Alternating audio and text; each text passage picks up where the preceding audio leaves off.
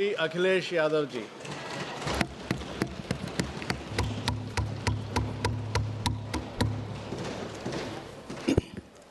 मैं सबसे पहले सभापति महोदय आपका मैं धन्यवाद देता हूं कि मुझे आपने बजट पे बोलने का समय दिया है। मैं तीसरा सदस्य इस पे बोल रहा हूं।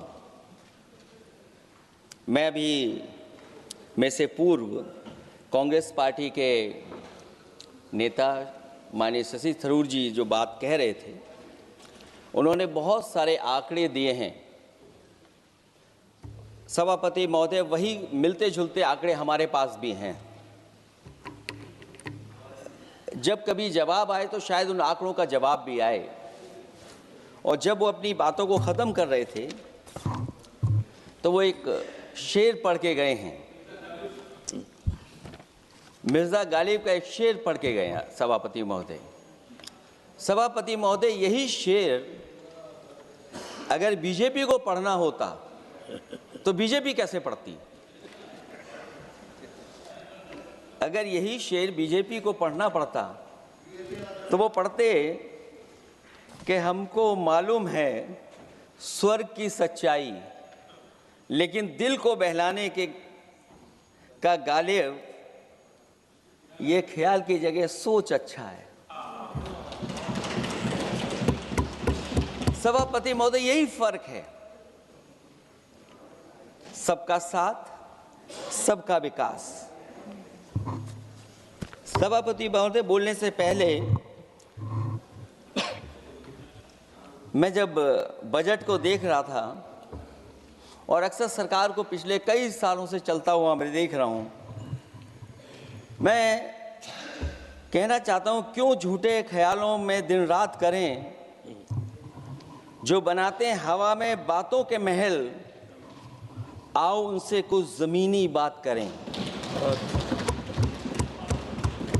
सभापति महोदय,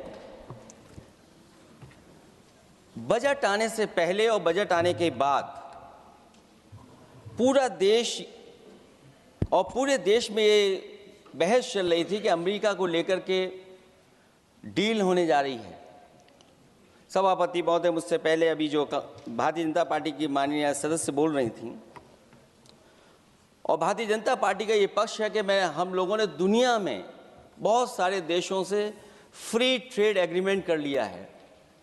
सभापति महोदय, मैं भारतीय जनता पार्टी की सरकार से जानना चाहूँगा, अभी कितने देश और बचे हैं जिससे आप फ्री ट्रेड एग्रीमेंट नहीं कर पाए हैं?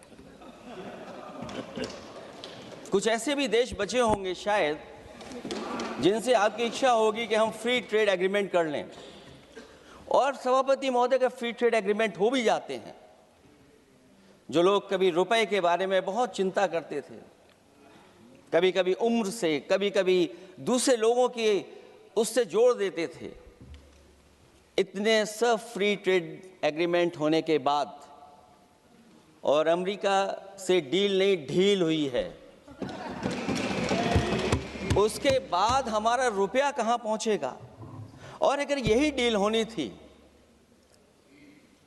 तो 11 महीने इंतजार क्यों कराया? अगर यही डील होनी थी सभापति महोदय, तो 11 महीने किस बात का इंतजार था? हमारे कारोबारियों को या हमारे जितने भी उद्योग से जुड़े लोग हैं, उनके साथ ये परेशानी क्यों? बजट पर सबसे पहला सवाल यही है कि डील पहले बनी है बजट।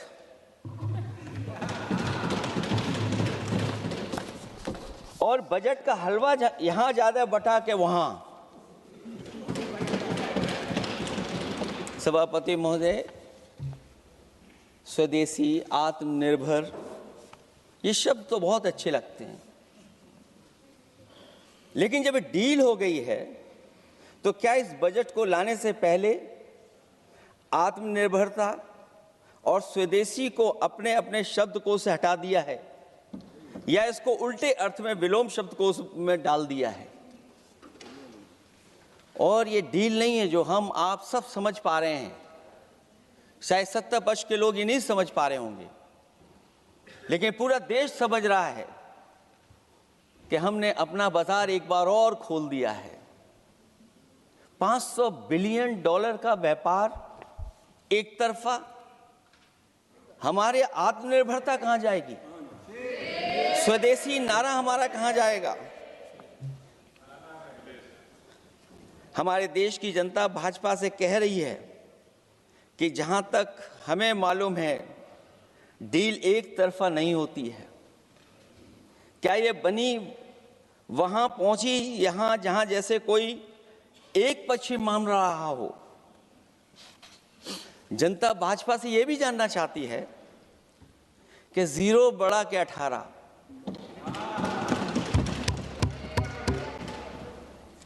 सभापति महोदय, भाजपा का समझौता गणित क्या ये है कि 18 0 के बराबर है? क्या 18 हमारा 0 के बराबर है? देश के किसानों, दुकानों, उद्योगों को बचाने के लिए खोखले शब्दों के अलावा भाजपा के पास कोई और सुरक्षा कवच या संरक्षण योजना है कि नहीं है? इसलिए मैं सभापति महोदय कहना चाहता हूं, ये बजट दिशाहीन है। इस बजट में कोई विजन नहीं है कि 2047 तक हमारा देश विकसित भारत बन जाएगा। और हम जैसे लोगों को, समाजवादियों को तो सरकार से पहले ही उम्मीद नहीं थी, और जिस सरकार से उम्मीद ना हो उसकी बजट से क्या उम्मीद होगी? इस बजट में पीडीए के लिए कुछ भी नहीं है। कोई योजना दलित, पिछड़ा, महिला, गरीब, अल्पसंख्यक या नवयुवक के विकास के लिए नहीं लाई गई है। ऐसा लग रहा है कि सरकार ने इनके बारे में सोचना ही छोड़ दिया है। और अगर जीडीपी हमारी 7% है और नॉमिनल जीडीपी की ग्रोथ केवल 8% है, जो कि लगभग 12% होनी चाहिए थी, इसके कारण लोगों के हाथ में कम पैसा है। और कारण यह भी लगता है कि हमारा प्राइवेट इन्वेस्टमेंट नहीं आ पा रहा है। जो लोग ये कहते हैं कि हम प्रति व्यक्ति आय बढ़ा रहे हैं, जो आंकड़े हमारे पास हैं, जो जानकारी हमारे पास है, वो आंकड़ा यही कहता है कि $3000 के लगभग प्रति व्यक्ति आय हमारी है। और अगर हम दुनिया से जब इतना ही जुड़ गए हैं तो 2025 की जो रैंकिंग है, हमारा स्थान 144वां, 144th है। तो जहां हम इतना 10, 11, 12 साल से हम इतने बजट ला रहे हैं, क्या हमारे पर कैपिटा इनकम लोगों की नहीं बढ़ पाई? और सदन में, इसी सदन में कई बार ये पूछा गया कि जो लोग राशन प्राप्त कर रहे हैं, गरीबी रेखा से नीचे हैं, कम से कम उनकी पर कैपिटा इनकम क्या, ये तो बताना ही चाहिए सरकार को। और पिछड़ेपन को दूर करने के लिए कोई विजन नहीं दिखता इस बजट में। जैसे जब बजट आता है तो बजट में ढूंढते हैं हम लोग कि हमारे स्टेट के लिए क्या और खास नया आया होगा। उत्तर प्रदेश जैसा प्रदेश जहां पर डबल इंजन की सरकार को बहुत कुछ कहा जाता है कि डबल इंजन की सरकार है, हम विकास भी डबल करेंगे, लेकिन मैं देखता हूं उत्तर प्रदेश के लिए कोई खास योजना ऐसी नहीं आई है जिससे उत्तर प्रदेश के 25 करोड़ लोगों को कुछ मुख्य धारा से जोड़ा जाए। वैसे तो बड़ी बड़ी योजनाएं बताई जा रही हैं कि हमारे कई फ्रेट कॉरिडोर्स बन रहे हैं, वाटरवेज बन रहे हैं, एक्सप्रेसवेज बन रहे हैं, लेकिन उत्तर प्रदेश जहां से प्रधानमंत्री जी आते हैं, भविष्य में जो बनेंगे एक्सप्रेसवे, लेकिन भारत सरकार के बजट से कोई भी अभी एक्सप्रेसवे वहां पर नहीं बना। अगर कोई बना हो, नया बन रहा हो, बड़ा बन रहा हो तो बताएं। और जो बने भी हैं वो उस मानक, उस क्वालिटी के नहीं हैं जिस क्वालिटी के आज विकसित भारत के एक्सप्रेसवे होने चाहिए। जो लोग भ्रष्टाचार पे बड़े बड़े सवाल उठाते हैं, वो कम से कम अपनी सड़कों को देखें, अपने एक्सप्रेसवेज को देखें कि उन्होंने क्या बना करके खड़ा इतने हजारों करोड़ रुपए खर्च करने के बाद। इनके सबसे पहले प्रधानमंत्री अटल बिहारी वाजपेयी जी, उनके नाम से कोई एक्सप्रेसवे बन रहा था। सभापति महोदय, हम लोगों ने अखबारों में पढ़ा कई लोग स्टेटमेंट भी देते हैं कि हम एक्सप्रेसवे बना रहे हैं। उनके नाम से बनने के साथ साथ उनका नाम भी बदल दिया। पहले वो चंबल एक्सप्रेसवे बन रहा था, फिर अटल जी के नाम से एक्सप्रेसवे बन रहा था। लगता है वो जमीन पर नहीं उतरा है, वो केवल कागजों पे बन रहा था। तो ये तो एक्सप्रेसवे की बात हुई। सबसे बड़ा सवाल ये है कि किसान को लेकर के इन्होंने कहा कि किसान की हम आय दोगुनी कर देंगे। आज हमारा किसान इस उदारीकरण में कहाँ खड़ा है? जिस किसान को लेकर के पूरे देश के सभी राजनीतिक दल चिंतित रहते हैं, इस डील के बाद हमारे किसानों का हाल क्या होगा? और जब सब कुछ विदेश से ही आएगा तो हमारा किसान भारत में क्या उगाएगा, जमीन पर क्या उगाएगा और क्या बेच पाएगा? सभापति महोदय, सरकार ने बड़ा बजट पेश किया, कहा कि हम एग्रीकल्चर इंफ्रास्ट्रक्चर तैयार करेंगे, एग्रीकल्चर इंफ्रास्ट्रक्चर से हम मंडियां तैयार करेंगे, बाजार तैयार करेंगे, एमएसपी लागू करेंगे। हमारे किसान जब काले कानून के खिलाफ लड़ रहे थे, बड़ी संख्या में जान चली गई। उसके बाद सरकार कहीं पीछे हटी और उन्होंने काले कानून वापस लिए। लेकिन आज भी किसानों को जो कानूनी गारंटी मिलनी चाहिए वो अभी तक एमएसपी की कानूनी गारंटी सरकार नहीं दे पाई है। और जो 23 क्रॉप और हॉर्टिकल्चर क्रॉप और दूध को लेकर के सरकार दावा करती कि हम सब्जियां इतना, हॉर्टिकल्चर क्रॉप्स हमारी इतनी ग्रो कर गई हैं, हम दुनिया में इतना पैदा कर रहे हैं। दूध के जब आंकड़े बताते हैं कि दुनिया में हम दूध का उत्पादन इतना कर रहे हैं, और अगर आपका बजट ही विकसित भारत का बजट है तो हमारे हॉर्टिकल्चर क्रॉप्स और जो हमारा किसान दूध का उत्पादन कर रहा है, दूध का उत्पादन हो रहा है, उसके लिए एमएसपी की गारंटी कब देंगे आप लोग? और गारंटी हम लोग इसलिए मांग रहे हैं क्योंकि उसको घर कैसे बनाएगा, घर कैसे चलाएगा? अगर उसको लाभ नहीं मिलेगा, बच्चों को कैसे पढ़ाएगा? अपनी बेटियों को हंसी खुशी विदा कैसे कर पाएगा? और इधर तो जहां फसल की कीमत नहीं मिल पा रही है, सभापति महोदय, सोने के भाव कहां पहुंच गए हैं? पहले गरीब सोचता था जब हम अपनी बेटी की विदा करेंगे तो कुछ सोने का एक सामान खरीद करके दे देंगे उसको। जैसे जैसे बीजेपी की सरकार चली और आगे बढ़ती गई, 12 साल ऐसे हैं आ गए कि अब तो चांदी तो दूर, अगर यही सरकार चलती रही तो लोहे पर पीतल चढ़ाकर भी गरीब अपनी बेटी की विदाई नहीं करा पाएगा। कैसे अपने भविष्य के लिए 2 पैसे जमा कर पाएगा? मतलब आज क्या खाएगा, कल के लिए क्या बचा पाएगा? ये किसानों के बड़े सवाल हैं। भाजपाई किसानों को लाभ नहीं पहुंचाना चाहते हैं, ये किसी और को लाभ पहुंचाना चाहते हैं। कुछ अदृश्य लोग हैं जिनको लाभ पहुंचाना चाहते हैं, क्योंकि इनका बजट, जो बजट बनाते हैं, वो आम जनता का ना उसमें जिक्र है ना फिक्र रहती है। और अगर फिक्र होती उनको तो किसान की खाद समय पर मिल जाती उन्हें, उनको बीज समय पर मिल जाता, सस्ती बिजली उपलब्ध हो जाती, सिंचाई या सिंचाई मुफ्त हो जाती थी।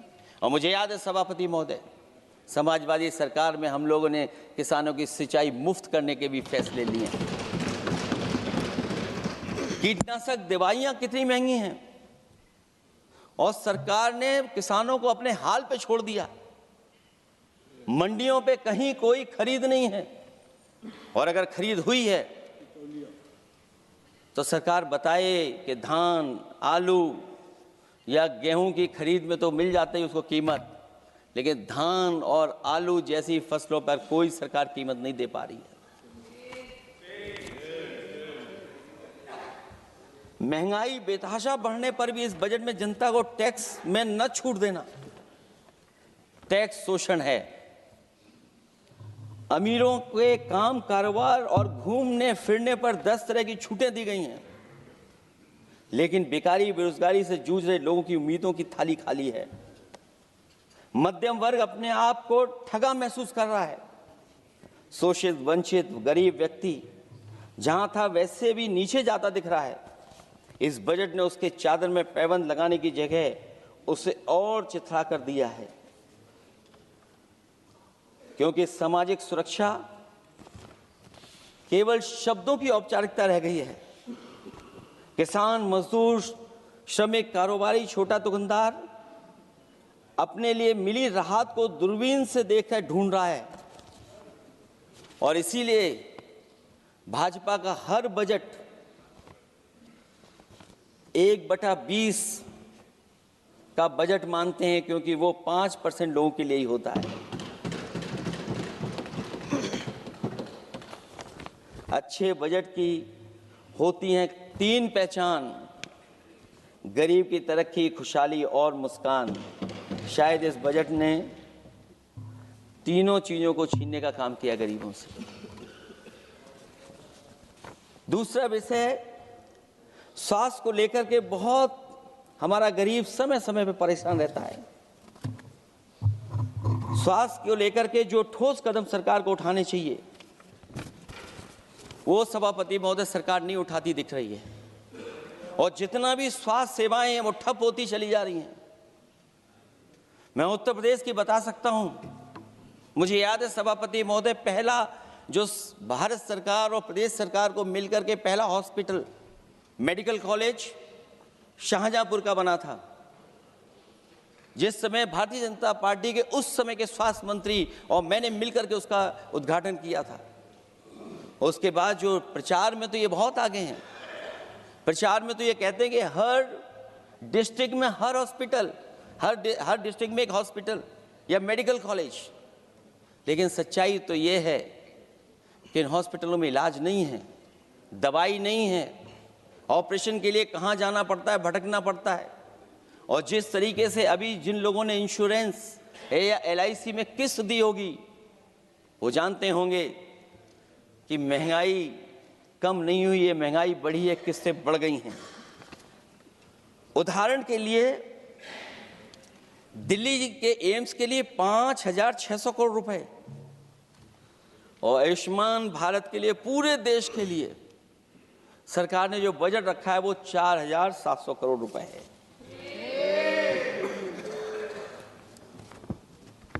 सुनते हैं पहले उपवन में हर ऋतु में बहार गाती थी, कलियों का तो कहना ही क्या, मिट्टी में खुशबू आती थी। ये भी ज्ञात हमें उपवन में कुछ ऐसे भौरे आए थे, सारा चमन कर दिया मरघट, अपने साथ जहर लाए थे। लेकिन अगर चमन वाले ही भौरों के रंग ढंग अपनाएं, माली तुम ही फैसला कर दो, हम किसको दोषी ठहराएं। सभापति महोदय, मैं उत्तर प्रदेश से आता हूं, जहां पर प्रधान संसदीय क्षेत्र है। राजमाता पूजनीय अहिल्याबाई होलकर जी, उनकी मूर्ति थी, उसको बुलडोजर से तोड़वा दिया। सभापति महोदय, कोई कल्पना कर सकता है एक मणिकर्णिका घाट जो हमारी पौराणिक पहचान रही, सदियों से हमारी विरासत की पहचान रही, सनातनी काशी की विरासत रही, वहां पे इनकी सरकार ने प्रधान संसदीय क्षेत्र में बुलडोजर चला करके हमारी पूजनीय अहिल्याबाई होलकर की मूर्ति को इन्होंने तोड़ने का काम किया। और सभापति महोदय, केवल एक मूर्ति नहीं, वहां पर अगर हम गिनती करेंगे, 1 नहीं, 2 नहीं, 3 नहीं, 4 नहीं, 5 नहीं, 6 नहीं, 7 नहीं, लगभग 100 मंदिरों को तोड़ने का काम इसी सरकार में हुआ है। केवल मंदिर नहीं तोड़े गए सभापति महोदय, एक antique bell donated by Nepal नरेश, जो घंटा बजता था, सभापति महोदय, जो घंटा बजता था, नेपाल नरेश जिन्होंने गिफ्ट किया था, वो घंटा भी लापता है।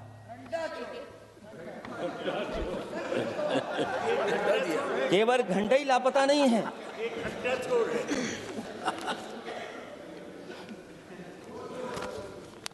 सभापति महोदय, नमामि गंगा को लेकर के हमारे कानों में अभी भी वो बातें गूंजती हैं कि माँ गंगा ने मुझे बुलाया है। क्या बात है कि पिछले 11 साल से माँ गंगा ने बुलाया ही नहीं किसी को। माँ गंगा बह रही हैं,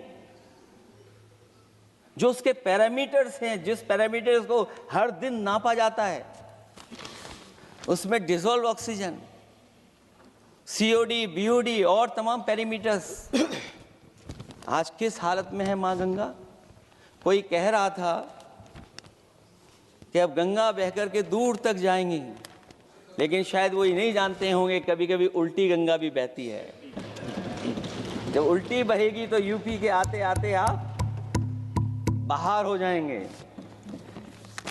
सभापति महोदय, नमामि गंगा, माँ गंगा में जुड़ने वाली नदियां, वरना नदी को एक संरक्षण कैसे हो, ब्यूटिफिकेशन कैसे हो, रिवर फ्रंट कैसे बने, उसकी शुरुआत की थी। लेकिन सभापति महोदय, इनकी बुलडोजर सरकार ने उसका काम रोक दिया। काली नदी किस हालत में है। यमुना के बारे में दिल्ली की सरकार जब बनानी थी तो कहा कि हम दुनिया का सबसे बेहतर रिवर फ्रंट बनाएंगे यमुना पर। इसी राजधानी में कहा गया। आज बताइए यमुना की हालत क्या है। और अगर यमुना दिल्ली में गंदी हो रही है तो ये बह करके जब यूपी जाती है तो मथुरा में भी गंदी है। और थोड़ा बहुत साफ गंगा इसलिए हो जाती है क्योंकि जब चंबल का पानी उसमें जुड़ता है, थोड़ी बहुत यमुना साफ हो जाती है। उसके बाद यमुना में भी कोई सफाई का सरकार ने इंतजाम नहीं किया। और आज भी मैं कहता हूं, देश का सबसे अच्छा रिवर फ्रंट अगर कहीं बना है तो लखनऊ में बना है, गोमती रिवर फ्रंट। जो लोग ये कहते हो कि दूसरा रिवर फ्रंट अच्छा है, मैं उनसे कहूंगा कभी लखनऊ के रिवर फ्रंट पर भी घूम करके आइए, तब आपको मालूम पड़ेगा कि रिवर फ्रंट क्या होता है। 26 जनवरी इसी वर्ष मैंने एक प्रतिष्ठित अखबार को पढ़ा और उसमें देखा मैंने कि high uranium in India's ground water samples लिए गए हैं। एक्सपर्ट्स वार्न कर रहे हैं कि सेवरल हेल्थ रिस्क हैं उससे। Lead pollution alarming in 69 rivers in India contaminated rivers are contaminated. हमारे पानी में पेस्टिसाइड है, इंडस्ट्रियल वेस्ट है, अनसेफ है ड्रिंकिंग के लिए। हमारी नदियों में मरकरी है, डेंजरस लेवल। और जितनी भी हमारी वाटर बॉडीज हैं इंडस्ट्रियल टाउन्स के आसपास, सब में टॉक्सिक है, मरकरी है, बड़े पैमाने पे डेंजरस है पानी वहां का। और कई जगह इंडस्ट्री का सीधा सीधा वेस्ट जा रहा है। आर्सेनिक लेवल का सोच ही नहीं सकते हम लोग, जो मानक है उससे कई गुना ज्यादा है। ये तो हमारे देश का पानी है जो नदियों में बह रहा है, जो अंडरग्राउंड वाटर बन रहा है हमारा। ठीक ही कहा हमारे माननीय सदस्य ने कि जो संपन्न हैं, प्रिविलेज्ड हैं, वो लोग तो पानी साफ करने की मशीन खरीद सकते हैं। हमारा गरीब क्या खरीदेगा। गरीब की हेल्थ को कितनी परेशानी और रिस्क है। यहां तक कि अंतर्राष्ट्रीय प्लेटफॉर्म पर हमारे देश को भी सुनना पड़ा एक प्रतिष्ठित चैनल पर कि आपके देश में इन्वेस्टमेंट क्यों आएगा, क्योंकि वहां आ ही नहीं सकता है, क्योंकि आपकी हवा खराब है। सोचिए, देश का पानी खराब हो। और ये मैं नहीं कह रहा हूं, पानी खराब सरकार को मालूम है, नहीं मालूम है, लेकिन जो प्राइवेट कंपनियां हैं जिनको अपना पानी बेचना है, तो वो बता रही हैं कि आपके भारत के पानी में क्या क्या है। और ये बात गलत है तो सरकार ऐसी कंपनियों पर प्रतिबंध क्यों नहीं लगाते हैं कि इस तरह अपनी कंपनियों का सामान बेचने के लिए झूठा प्रचार कर रही हैं। जो चर्चा होने लगती है हवा खराब है, हालांकि उत्तर प्रदेश आते आते सरकार की भी हवा खराब हो जाती है। सरकार सबको डराती है लेकिन सरकार को कोई नमस्कार न करे उसको नहीं डरा सकते आप। हमने तो कहा कि तुम लखनऊ से गए हो, लखनऊ का जो अदब है, लखनऊ का जो हमारी पहचान है, कम से कम अगर नमस्कार नहीं कर सकते तो आदाब तो कर ही देते वहां जाकर। जो लोग पिछड़े पीडीए उनके पक्षधर बनते हैं, आरक्षण को लेकर के कहते हैं कि हम आरक्षण देंगे, उनकी सरकारों में क्या अपॉइंटमेंट हो रहे हैं। मुझे याद है इससे पहले जब बहस हुई थी सदन में, वहां से बात निकली थी कि किस तरीके से अपॉइंटमेंट हो रहे हैं यूनिवर्सिटीज और कॉलेजेस में। मैं उसी पे कुछ कहना चाहता हूं। ये अपनी अपनी किस्मत है, कुछ कलियां खिलती हैं ऊपर और दूसरी मुरझा जाती हैं झुके झुके जीवन भर भूं पर। माना बदकिस्मत है, लेकिन क्या वे महक नहीं सकती हैं? अगर मिले अवसर अंगारे सी क्या दहक नहीं सकती हैं? जिस तरीके से आरक्षण पर खिलवाड़ हो रही है उसकी कोई कल्पना नहीं कर सकता था। विकसित भारत तभी विकसित भारत माना जाएगा जब हमारे पिछड़े, दलित, आदिवासी, अल्पसंख्यक मुसलमान भाई को बराबर का हक मिलेगा। और जब तक हक नहीं मिल रहा उनको, तब तक शायद विकसित भारत का देखने का सपना आधा अधूरा है। अभी अभी सुप्रीम कोर्ट ने कहा है माइग्रेशन को लेकर के, सुप्रीम कोर्ट ने 16 जनवरी को एक फैसला पलट दिया। हाई कोर्ट के फैसले को पलटते हुए फैसला सुनाया कि यदि आरक्षित वर्ग का कोई उम्मीदवार बिना किसी छूट का लाभ लिए अगर अनारक्षित वर्ग से ज्यादा नंबर प्राप्त करे तो उसे अनारक्षित वर्ग में सेलेक्ट किया जाएगा। क्या सुप्रीम कोर्ट भी कह रहा है? हमारे सरकार की भी नियत है कि सबको आरक्षण मिलना चाहिए जिनका हक हो। हमारे प्रधानमंत्री जी भी कहते हैं हम पिछड़े हैं। हमारे दूसरे नंबर के नेता, क्योंकि उन्हें सनातनी बनना था, अपना धर्म बदल के दूसरा धर्म लिख लिया उन्होंने। तो कम से कम पिछड़ों का तो ख्याल करिए आप। जब पिछड़ों का ख्याल करोगे तभी आपका देश विकसित बनेगा, भारत विकसित बनेगा। अगर आप पिछड़ों को छोड़ देंगे, दलितों को छोड़ देंगे, आदिवासियों को छोड़ देंगे, अल्पसंख्यक भाइयों को छोड़ देंगे, तो आप कैसे विकसित भारत बनाएंगे? एक आर्थिक बराबरी है, दूसरी सामाजिक बराबरी है। और मुझे लगता है बजट से ना आर्थिक गैर बराबरी दूर हो रही है, ना सामाजिक गैर बराबरी दूर हो रही है। और इनकी सरकार में कितना भेदभाव है। सभापति महोदय, केवल चुनाव जीतने के लिए सोचिए, एक 72 साल के बुजुर्ग पर, मोईद खान साहब, आप जानते होंगे आपके क्षेत्र में, मदरसा टाउन एरिया। सभापति महोदय, बीजेपी का लक्ष्य केवल है चुनाव जीतना। इन आंकड़ों से क्या मतलब? और आंकड़ों के अगर ये ठीक आंकड़े होते सभापति महोदय, तो इन्होंने कहा था कि बुलेट ट्रेन हम 1 लाख करोड़ की बनाएंगे। आज बुलेट ट्रेन 2 लाख करोड़ की कैसे हो गई? सभापति महोदय कहा कि हम 1 लाख करोड़ में बनाएंगे बुलेट ट्रेन। और बुलेट ट्रेन केवल संपन्न स्टेटों में क्यों? हमारे बंगाल, बिहार और यूपी में क्यों नहीं? और अगर आप हाई स्पीड बुलेट ट्रेन लाना चाहते हैं तो 1 लाख करोड़ का बजट दिया था, 2 लाख करोड़ बजट हो गया। यूपी में जब बनेगा तो पता नहीं कब बनेगा, कौन जानता है कब बनेगा। चुनाव जीतने के लिए इनकी सरकार के लोगों ने झूठा फंसाया। ये सब जुमला है, जुमला। झूठा फंसाया, और इसलिए फंसाया कि वो मुस्लिम है, इसलिए फंसाया। 72 वर्ष के बुजुर्ग को 19 महीने जेल में रखा गया। समाजवादी पार्टी को बदनाम किया गया, और केवल इसलिए कि चुनाव जीत जाए आप, अयोध्या का चुनाव जीत जाए, क्योंकि अयोध्या का चुनाव हारे थे आप लोग। मैं अयोध्या की महान जनता का धन्यवाद देता हूं कि उन्होंने कम्युनल पॉलिटिक्स का समापन किया है। वो विकास के रास्ते पे जाना चाहते हो। मैंने पहले भी कहा, फिर कहता हूं, आपका विकास अयोध्या का तो मैं जानता हूं कैसा है, क्योंकि लोगों ने काशी को क्यूटिव बनते नहीं देख पाए। अगर हम सब सदस्य हैं और हमारे प्रधान संसद के संसदीय क्षेत्र को अगर हम क्यूटो न बना पाए, आप विरासत मिटा रहे हैं वहां पर। कई सौ पुरानी दाल मंडी जिसमें केवल वोट नहीं मिलता, इसलिए दाल मंडी को आप डिमोलिश कर देंगे आप। अल्पसंख्यक बनारस और इसको अयोध्या को जीतने के लिए 72 वर्ष के एक व्यक्ति को झूठा केस लगाया, झूठा फंसाया, जेल भेज दिया। और न केवल उसको जेल भेजा बल्कि उसकी दुकानें और उसकी बेकरी पर भी बुलडोजर चला दिया आपने। क्या डेमोक्रेसी में हमारे बुलडोजर का कोई स्थान है क्या? हाई कोर्ट कहता है कि आप फैसला सुना सकते हैं क्या? कोर्ट कहता है कि आप कौन हो गए फैसला सुनाने वाले लोग? और फिर आप लोग कहते हैं कि हर घर जल और नल। सभापति महोदय, इन्हीं के विधायक ने मंत्री जी को घेर लिया, इन्हीं के विधायक ने मंत्री जी का अपहरण कर लिया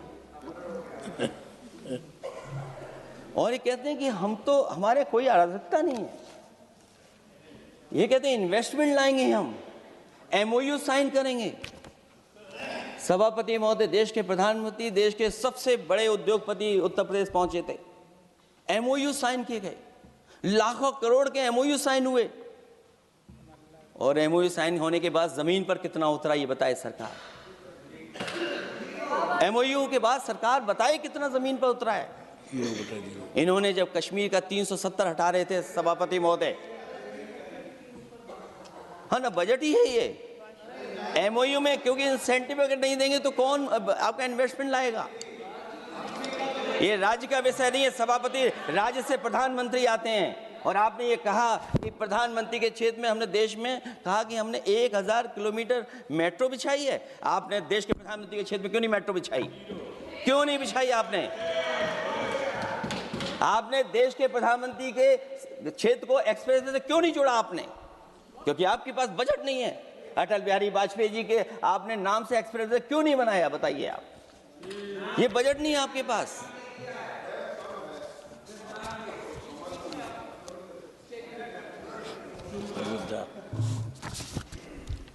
अयोध्या एयरपोर्ट घोटाला, एयरपोर्ट बनते ही पानी टपकने लगा।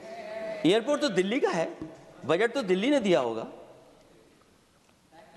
अयोध्या रेलवे स्टेशन, हमारे कन्नौज का रेलवे स्टेशन बनते ही गिर गया और गिरने के बाद अभी तक नहीं बन पाया। तो ये बजट का हिस्सा नहीं है क्या?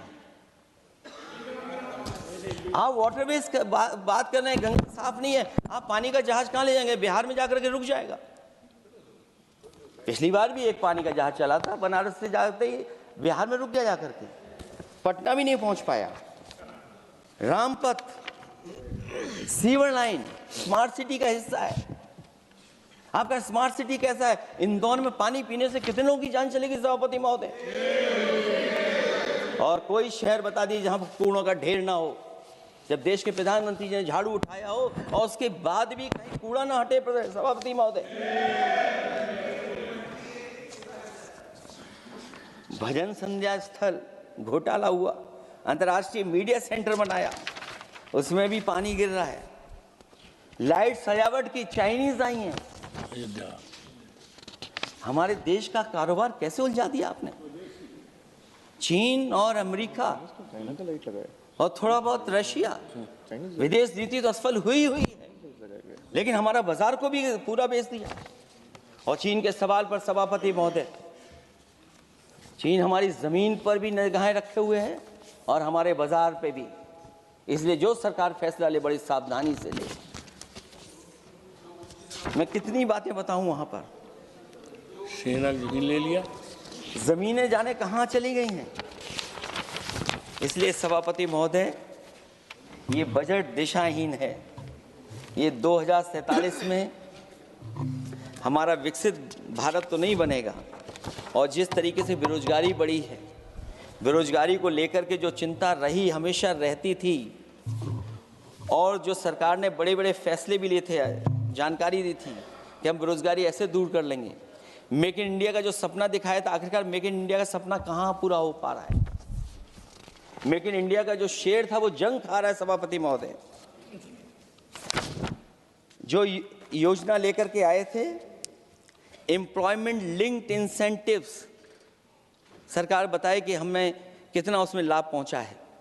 2024-2025 के बजट में इन योजनाओं के लिए 33,000 करोड़ रुपए आवंटित किए गए थे, लेकिन खर्च कितना हुआ? 1,700 करोड़ रुपया केवल। एक आपने पिछली बार सपना दिखाया था कि इंटर्नशिप की योजना, इंटर्नशिप वाली योजना जो घोषित की, जिसके लिए 10,000 करोड़ रुपए आवंटित किए थे आपने, लेकिन उसमें खर्च कितना हुआ है? 500 करोड़ रुपया। और जो लक्ष्य रखा था आपने रखा था 5 साल में 1 करोड़ लोगों को, लेकिन इसमें आए कितने? 1,65,000 लोगों ने फॉर्म भरा, ऑफर दिया उन्होंने, लेकिन फाइनली जिसमें ऑफर जिसका सिलेक्ट हुआ वो केवल 16,000 लोगों को काम पहुंचा है। सोचिए, हमारा देश इतना बड़ा, जहां करोड़ों को आप इस योजना से जोड़ना चाहते थे, केवल 16,000 लोग जाएंगे उसमें। ये आपको बेरोजगारी खत्म करने की योजना है आपकी।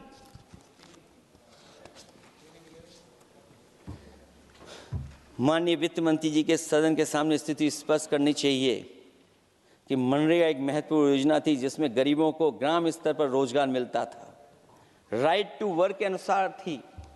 इस योजना को समाप्त करते हुए आपने क्या नाम रखा है? बीबी राम जी। और हमारे राम जी कहाँ बैठे हैं? कहाँ है हमारे राम जी? पीछे बैठे, जिन्हें बचपन से हम देखते आए राम जी। ये हमारी खुशकिस्मती है कि राम जी सदन में बैठे हैं, लेकिन आप राम जी का अपमान कर रहे हैं। आपको उनको यहाँ नहीं बैठा सकते, आपको यहाँ बैठाना चाहिए नंबर 2 पर। अगर आप सच्चे मायने में सभापति महोदय बीपी राम जी, आप कृपया देखिए, वित्त मंत्री राम जी को ही नहीं जानती हैं। अखिलेश जी हे भगवान, क्या करें अब? अखिलेश जी, आप कृपया बजट पे आ जाइए। आप कृपया बजट पे आ जाइए अखिलेश जी। सभापति महोदय, बजट पे आइए, बजट पे आइए। एक मिनट, क्या बोले? फिर बोलना दोबारा। नहीं, आप बजट क्या बोलिए? नहीं, सभापति जी बोलिए। नहीं, सभापति महोदय, नहीं, जिन्होंने गोली चलाई वो आपका राम मंदिर बना रहे हैं। सभापति महोदय, जिन्होंने गोली चलवाई वो राम मंदिर बनवा रहे हैं। अगर कुछ पता ना हो तो जाकर के पूछ लेना, पता कर लेना। आधी अधूरी जानकारी के साथ मत आया करो यहाँ पर। अब आप बताइए सभापति महोदय, बीवी राम जी नाम बदल दिया आपने। यूपी जैसा बड़ा स्टेट, उसको क्या मिलेगा अब, जहां पर 1,000 ग्राम सभाएं अर्बन हो गई हैं। जब 1,000 ग्राम सभाएं अर्बन हो गई हैं और 40% व्यय प्रदेश सरकारों पर डाल दिया गया है, ये स्कीम कैसे चलेगी आपकी? मैंने पहले ही कहा था कि एमएसपी की लीगल गारंटी मिलनी चाहिए। और जिस तरीके से किसान आत्महत्या कर रहा है, एनसीआरबी के आंकड़े सरकार के पास होंगे कि किसान कितनी आत्महत्या कर रहा है। जिन्होंने ये कहा कि 2022 तक हम दोगुनी आय कर देंगे। आप बताइए, आलू की पैदावार की क्या आय दोगुनी हो गई? धान की पैदावार करने वाले की आय दोगुनी हो गई। आपको गाय से बहुत प्रेम है। हमारे क्षेत्र में खुद एक काऊ मिल्क प्लांट बना, यूपी का पहला काऊ मिल्क प्लांट। आपकी सरकार ने उसको बंद कर दिया। आप कहते गाय की सेवा करो, लेकिन पहला यूपी का काऊ मिल्क प्लांट वो आपसे बंद हो गया। अगर शायद हम ऊंट के मिल्क की चॉकलेट बना रहे होते उस प्लांट से, तो वो प्लांट चलता रहता। आय दोगुनी कितनी हुई है बताएं सरकार? मत्स्य पालन और पशुधन विकास की तरफ सरकार का कोई ध्यान नहीं है। सरकार का कहना है कि वित्त अच्छी हुई है, लेकिन क्या कारण है कि एफडीआई में लगातार कमी आ रही है? विदेशी इन्वेस्टर्स क्यों बाहर ले जा रहे हैं?